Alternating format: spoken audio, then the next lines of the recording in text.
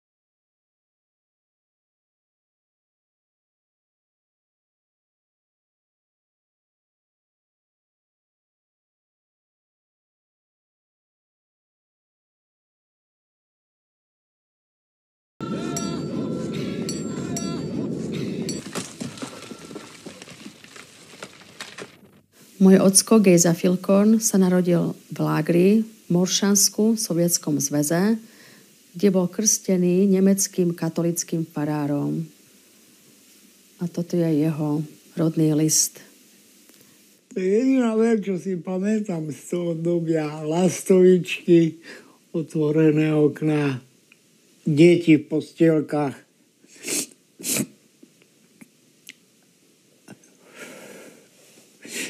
A prišla žena, tak ma zobrala, poboskala, pritlačila na hruď, hovorí, ja som tvoja mama. Ja som to nechápal, som bol malý, ale cítil som to. Môj otec bol na mňa veľmi agresívny. Často ma bil ma až tak, že ma chcel zabiť. Moja babka mala 22 rokov, keď ju odviezli do zajatia, do toho ruského tábora. Prišiel ráno, ošetril kravy, vybavil zvieratá, umyl si ruky, naraďajkoval si a na 3-dňovú zásobu moja mamička pripravila im slaninu a chlieb a išiel pomáhať upratať po druhej svetovej vojne. Som nesúhlasil s tým, že aby odišiel. A som kričal a plakal, že aby zobral, aby neodišiel. A keď odíde, tak aby zobral aj moju osobu so sebou. Ešte z Veľkého mosta pozrel naspäť, na nás kýval s klobúkom a nikdy v živote sme ich nevideli.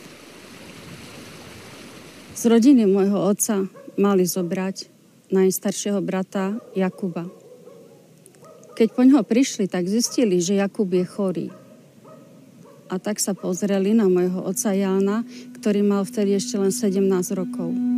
A rozhodli sa, že zoberú jeho, aj keď ešte nebol plnoletý. Sovietské velenie v Medzeve nechalo vyhlásiť, aby ľudia prišli dobrovoľne a donesli si nejaké pracovné nárade, budú pomáhať pri odstraňovaní škôd z vojnou zničených mostov, ciest a pri odpratovaní snehu. Po príchode na to miesto bolo im odňaté pracovné nárade a pod ozbrojenou strážou už potom putovali do Košic na výsluch a po mesiaci výsluchov putovali do pracovných táborov. Ani šajnu nemali o tom, že sa klamú ich, že nehovoria pravdu, že nie na 3-dňovú prácu ich násilne odvlečia. Sa ma kamarádi pýtali, kde si sa narodil, a hovorím, tam na Sibíri, tak kde v Gulagu. A čo to je Gulag? Nevedeli, jasne. No, to je ruský koncentrák. No a takže to tak zostávalo, že koľko razy ma nechápali, hej. A kde máš otca? Ja viem, no neviem, nemám. Tu je otec môj, ak bol mladý, sa ženil s mojou mamou, ktorá 31-ročná zomrela. No my sme ostali 4. brat najstarší, on mal 8 rokov. Ja som mala 5. Sestra Gertruda mala 3. No a Silvester 2 roky. Deti z karpato-nemeckých rodín, aj z rodiny Danielovičovcov, boli evakuované ešte pred príchodom frontu. Boli v Rakúsku, presúvali sa medzi jednotlivými detskými domovami, ale o dramatickej situácii doma nemali žiadne správy. A to bolo tak, že Gustibači sa staral o brata Silvestra, ktorý doma ostal ako 2-ročný. No a on ochorel. Tak otec hneď pribehol, no ale už nežil brat. No tak musel potom vybaviť ten pohreb. No tak išiel na MNV. No a tam bol taký jeden chlap, no tak ako otec tam prišiel, hovorí, no aj tu je German.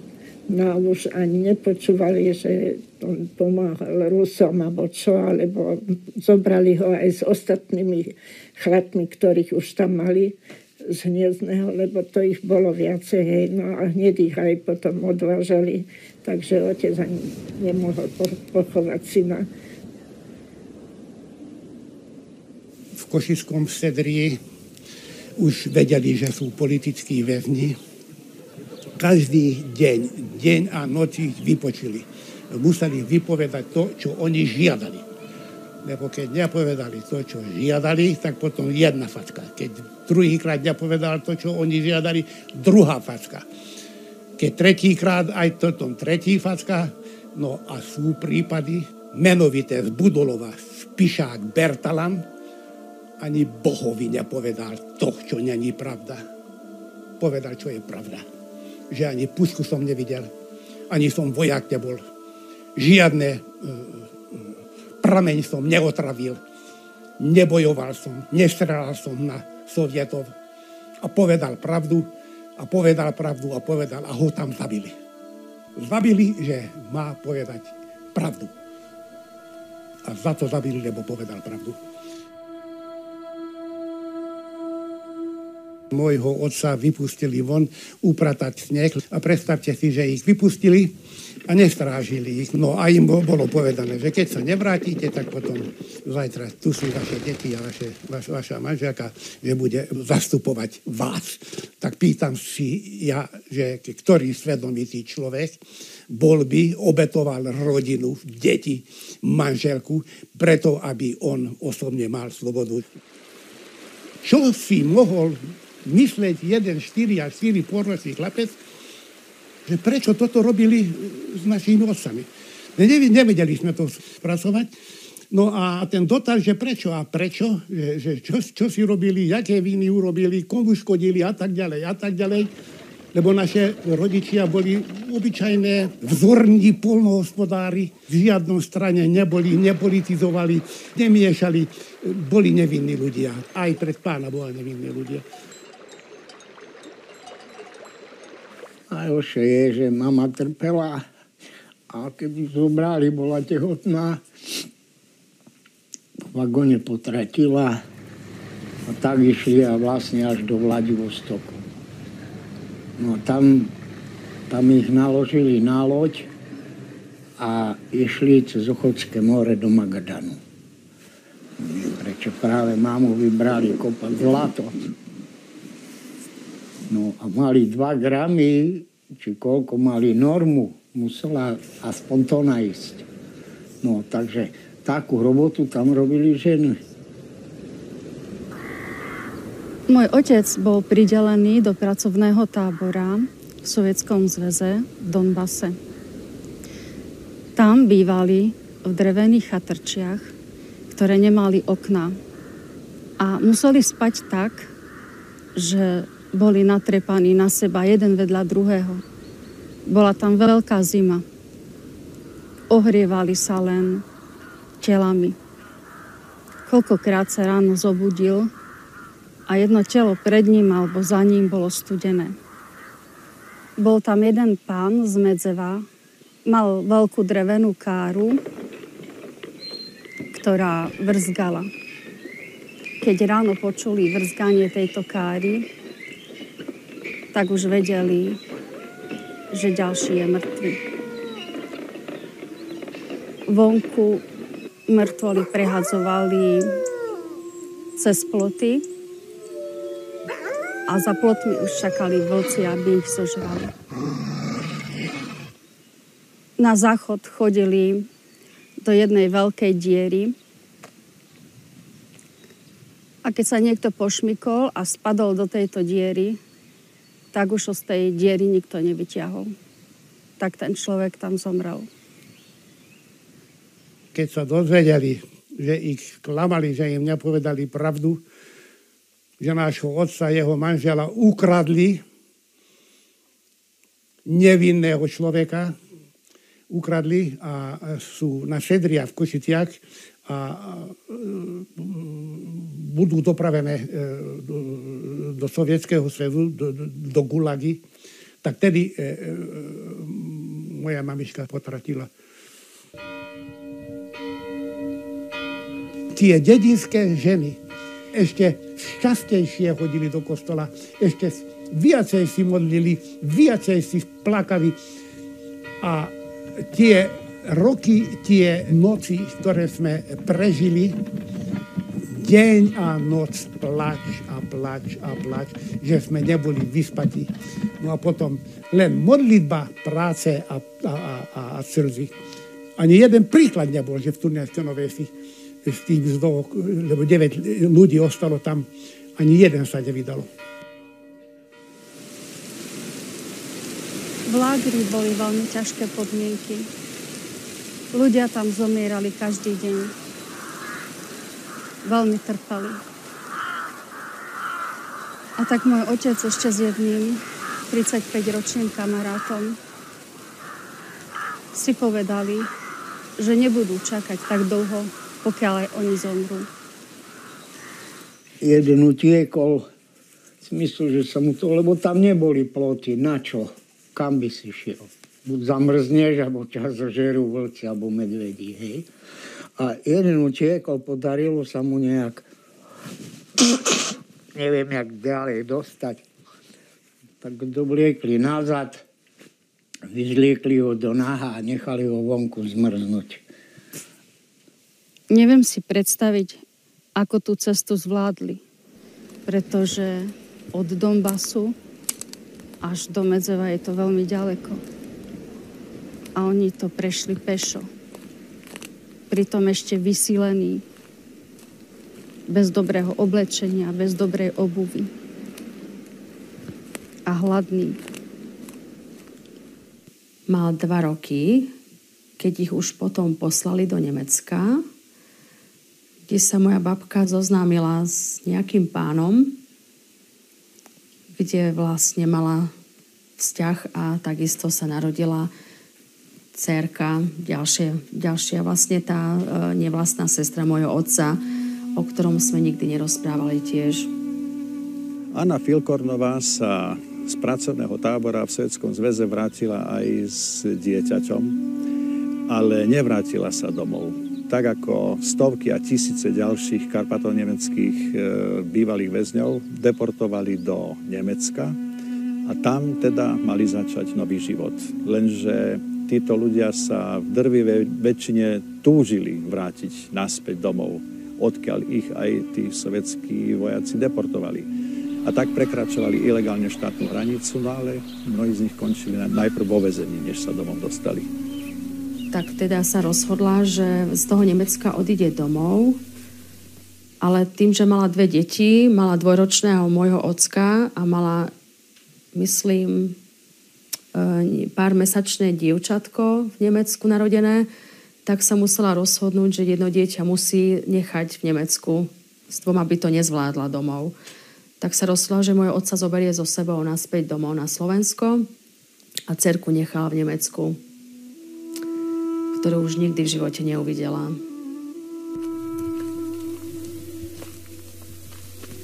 A nasledovala cesta domov, išli horami, lesami, bolo to tiež veľmi dlhé, keď mi babička spomínala, totiž ilegálne, vtedy sa nedalo cez hranice len tak prejsť.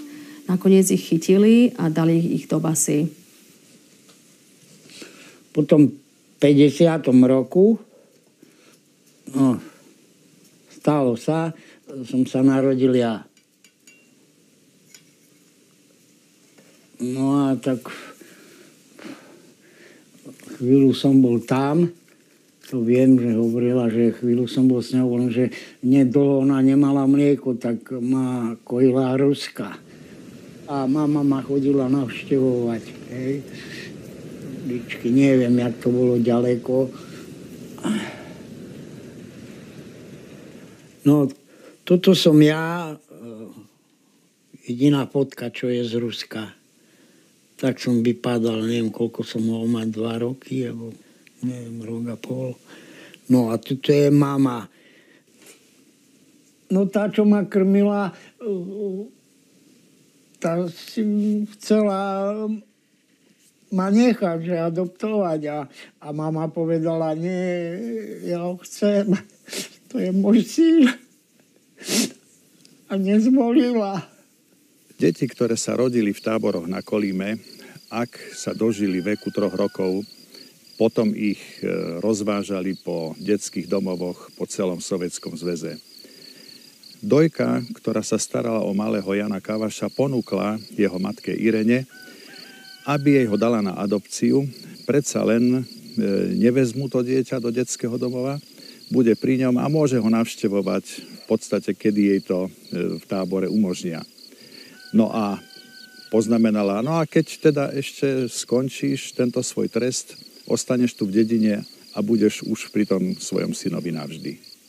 A možno aj to som mal šťastie, že ma hneď dakde nedali, lebo potom, keď Stalin ako zomrel, tak bola tá amnestia, tak mama sa dostala domov, ale bezo mňa. No ona prvé, čo bolo, išla na Červený kríž a žiadala o navrátení, že chce syna návrat. Na tomto mieste pochovávali deti, ktoré sa narodili matkám v táboroch a takisto deti, ktoré odoberali rodičom. Ťažko je povedať, koľko tisíc detí tu náleží, pretože o tom neexistuje žiadna evidencia. Deti zomierali na úplne banálne choroby, zomierali od hladu, zomierali z nedostatku výživy, tak ako zomierali ich rodičia. To trpel viacej. Ten človek, ktorý vydržal tam 3-4 mesiace, lebo náš otec vo februári bol odnesený, v júli zomrel, tak čo je po rok. Ale jeho manželka, ktorý zoniesol zo sebou smútok 50 rokov. 50 rokov nevidel som ho len v černých šatách. A 50 rokov nevidel som usmievať. Ale 50 rokov každý deň len slzy som videl. A ten nevysloviteľný bolesti. A vie to niekto predstaviť, že ostal tu 7, 8, 6 alebo 9 detí s manželkom a tohoto otca odlečili a sa nevrátili. Že tie deti, čo oni všetko prežili. Bez otca. Môj otec mal celý život z toho problémy. Keď si na to spomenul, koľkokrát sa hodil o stôl a plakal ako malé dieťa.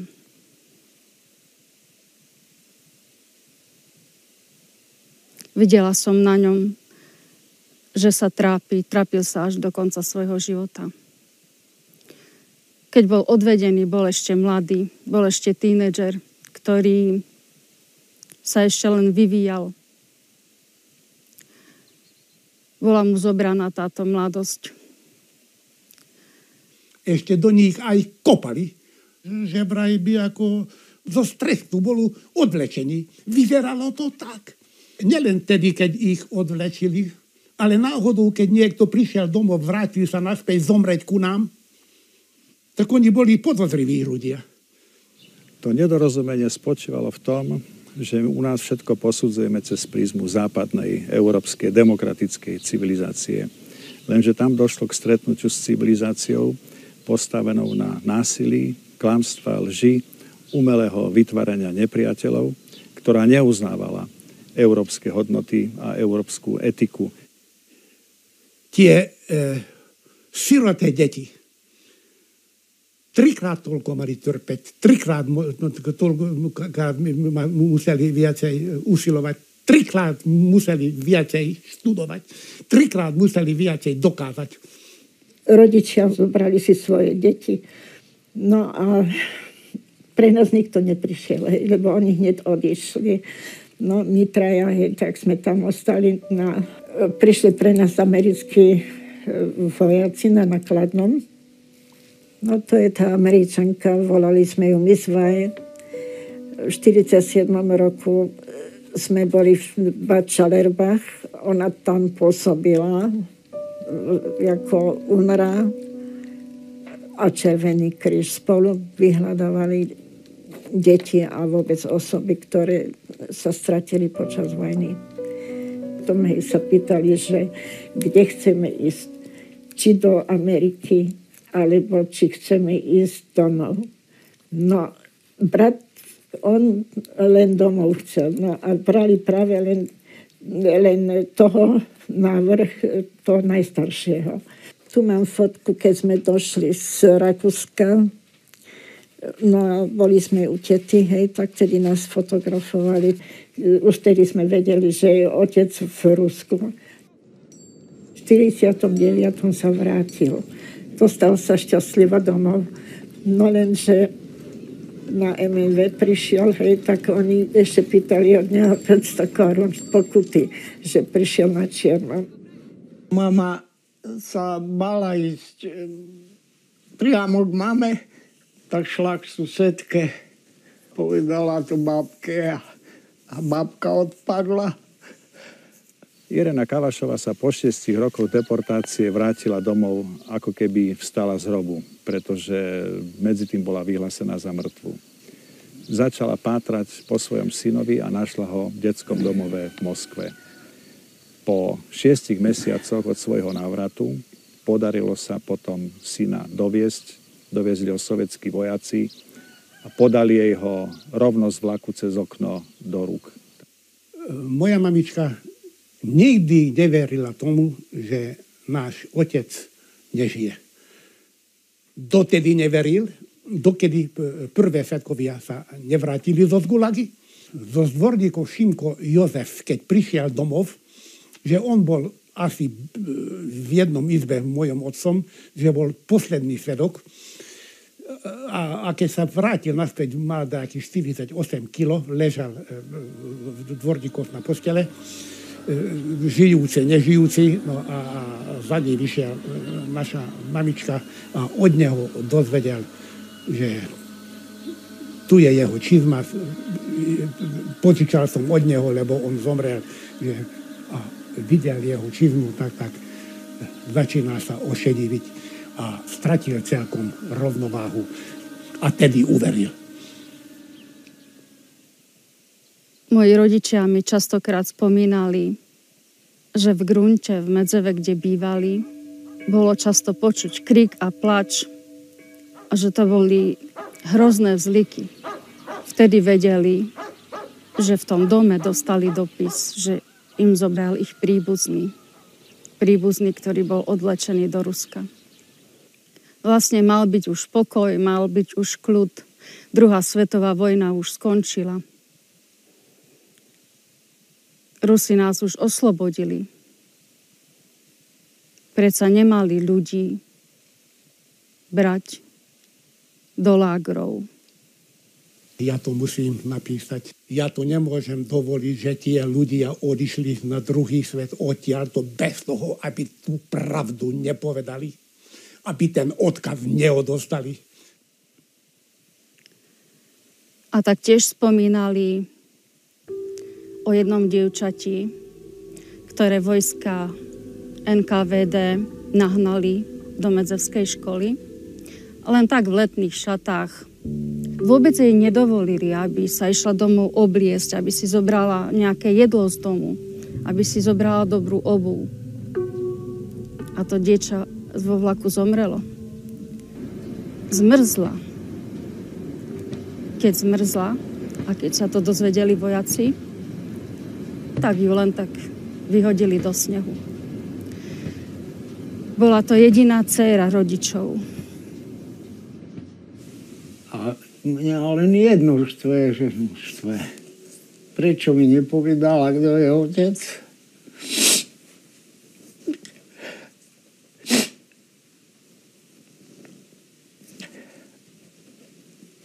Gulag.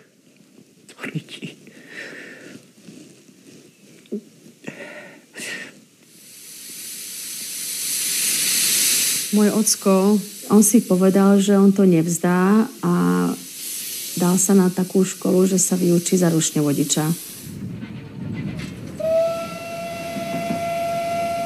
Že možno v tom vlaku, keď budem cestovať a shodou okolností mal aj také cesty, že chodil smerom na tú Ukrajinu, kde vlastne sa jeho mama zoznámila s tým jeho svojím otcom, ktorého nikdy nespoznal a on mal taký pocit, že možno, keď tou cestou pôjde, nájde svojho toho ocka, ale naozaj ho nikdy nenašiel.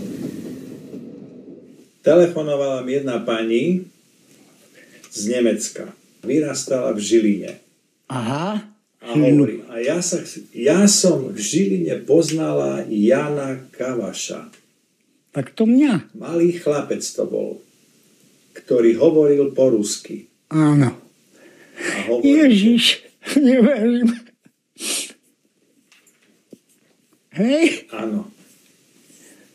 A ona hovorí, bývali sme pri stanici a k nám prišla pani Irena Kavašová z Ruska, keď sa vrátila. Hej. Prišla k nám, k mojej mame, boli kamarátky, adventistky. Počúvala, jak sa mama rozprávala s vašou mamou. A hovorí, kde si bola toľké roky? V Rusku. No a čo bolo? A rozprávala o Rusku. A potom hovorí, no, a tu je ten chlapček, malý Janko. Tak jej hovorí, že no, áno, tak mala som tam jednu moju lásku v tom lágri. No a kto to bol? A ona jej povedala, tá moja láska, moja táborová, bol dozorca.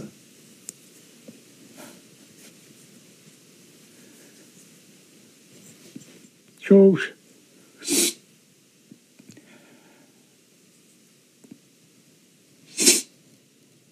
To už je jedno.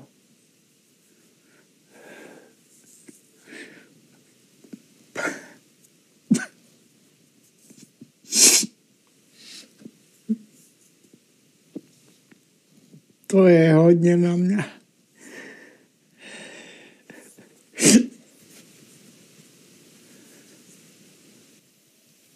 Ja mám 3 synov. Neviem si predstaviť, že by jeden z nich bol takto odvlečený. A že by mal za sebou takéto útrapy. Spomínam si na príbeh mojej mamy, ktorá mi rozprávala. Erna, takisto ako ty, bola jedna žena v Grunte, ktorá mala manžela a mala 3 synov. Bola šťastná. A prišli Sovieti, zobrali všetkých chlapcov a jej muža. A predstav si, že sa nevrátil ani jeden z nich. Všetci jej tam zomreli.